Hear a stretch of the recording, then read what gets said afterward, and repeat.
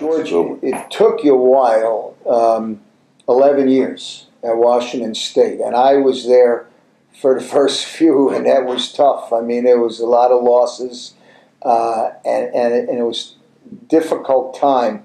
You finally build it up. Now you have an NCAA tournament team. You're going to the tournament. You're getting good players. Washington State is known. How come you leave for Iowa?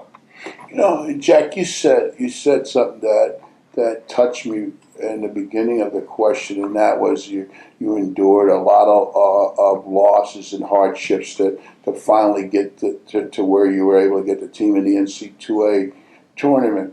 But through that time, I learned some important lessons about life and myself. And one of the conclusions that I came to was that sometimes in life you can win and still lose, and sometimes in life you can lose and still win. And so while our record didn't reflect winning basketball, I think we were still winning. We were still learning how to achieve success. We were learning how to make sacrifices. We were learning that it took a lot of intestinal fortitude and stick-to-itness to achieve those things.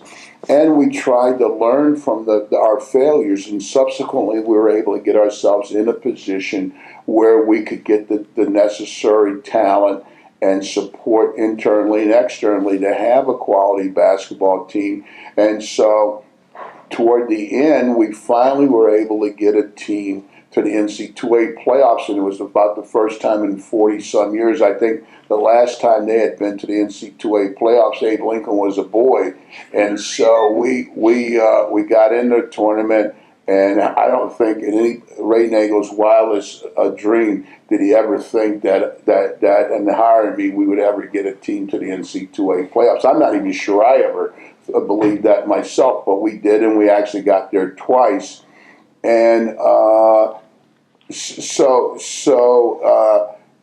it took a lot of hard work. I would have probably stayed at Washington State for my entire career. In fact, I had gotten to the point where I decided I'm going to stay here until I retire, and then I'll move over to Seattle, and I'll just kind of ride out to the sunset. And what happened was, one day I get a phone call from the president of the university, Dr. Glenn Terrell, who was the president when I was hired there. And I remember something he told me I'll never forget. He told me after I knew I had the job, he said, Coach, he said, I want to tell you something about myself. He said, I'll always be there when you need me. I'll always be there when you're losing, but I won't be there when you're winning. And basically that was how he conducted himself. He was always immensely supportive of me, and is to this day. And so he called one night and he said, what are you doing? And I said, I'm just sitting here reading. And he said, well, take a walk over to my house. And so I went over, and he told me, he said, I want you to know. Which at Washington State you couldn't walk to somebody's house. And so he told me, he said, hey, I'm going to retire at the end of the year, and I want you to know. And then to add fuel to the fire, the AD, Sam Jankovic, tells me, hey, I got a chance to leave. I might be able to go to Miami as the athletic director. So now I'm saying, okay, I don't like this picture. You're losing your two bosses. I'm losing my two biggest supporters. The guy who hired me, or the two guys that hired me, the president, and they never backed off. And that actually Sam didn't hire me, right? But Ray Nagel did. But Sam was the AD, and he was enthusiastically supportive. So I didn't like this picture, and so the timing ended up being such that here is my 11th year. We've had great success now, and Iowa comes and offers me the job, and I would have probably never taken the Iowa job if Dr. Terrell had stayed and Sam had stayed. I would have never taken the job. I don't think I would have, because I wouldn't have taken it for the money, and it was a hell of a lot more than I was making at Washington State. My last year at Washington State, I made $39,000. So you got to remember, in 11 years, I went from 22.5 to 39.5. Now, you can see how they parcel out. Yeah, but that 39 would be like 70 today. Yeah, it might even be a little bit more than that. So anyway, I went down and I interviewed for the job with. I interviewed actually in Denver. The Final Four was in Albuquerque that year, and I interviewed for the Iowa job in. And I met Bump Elliott at the airport in Denver, and we met there and talked. And so subsequently, he offered me the job contingent upon me seeing the school and so forth. And as I've said in one of the other Q&As, that he was startled that I never asked him how much he was going to pay for the job, but it really didn't make any difference. It was about opportunities.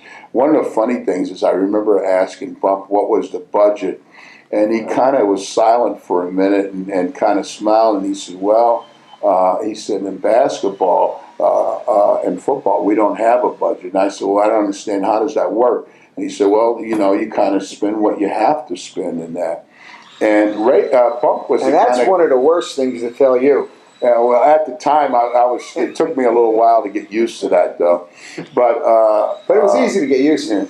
But Bump was he was a coach's AD. I love that man. It was the hardest thing in the world that I ever had to do as a basketball coach, was to tell him that I was going to leave Iowa and go to Southern Cal. And to this day, I'd say publicly, and I have said on other occasions, and I don't mean this as demeaning USC at all. I don't want anybody to take it the wrong way, but I still believe the biggest mistake I made in my coaching career was leaving Iowa to go to USC. And I'm not even really sure, other than the fact that socially I didn't feel like, and it didn't have anything to do with race. It just wasn't a whole lot for me as a single black person to do in Iowa City. People were great people. I still have a lot of friends back there. But when it came time to take the Iowa job, I felt it was the right thing to do. I'll never forget when I went back and told Sam Jankovic I was going to take the job. We both cried. We literally sat there in front of each other and cried. It was a defining moment for me in my coaching career to leave all those people that helped get me where I was today. And so, I had a great run, and Washington. If I had, people will say, well, of the three schools, where did you enjoy coaching the most? Unequivocally, Washington State, and it doesn't shed a negative light on Iowa or USC. It's just I was there 11 years. That my roots were there. Those people. They gave you your first They chance. gave me a chance. They nurtured. They stayed with me. They were patient with me. In those days, you were really a coach. Right. You didn't have to deal with all these things that you have to deal with today. Well, it seems like, George, your Washington State is where you liked it the most. Iowa was the best job in terms of winning, and LA is really where you're the most comfortable. Absolutely. I don't know if anyone could have framed it better than what you did, Jack. And it's where I've made my home since. It's unequivocally where I feel most comfortable. And barring something totally unforeseen, I think I'll finish out my life as a resident of Los Angeles. And I enjoyed my time at USC. Mike McGee, who hired me, was immensely supportive of me, did everything he could to help me succeed. So the one thing where I was really lucky was that I had three great bosses. In Ray Nagel, who hired me at Washington State, Bump Elliott, who hired me at Iowa, and Mike McKee, who hired me at USC. And here's something for another time, but they were all coaches. Absolutely. They were all former coaches. No, they weren't bean counters.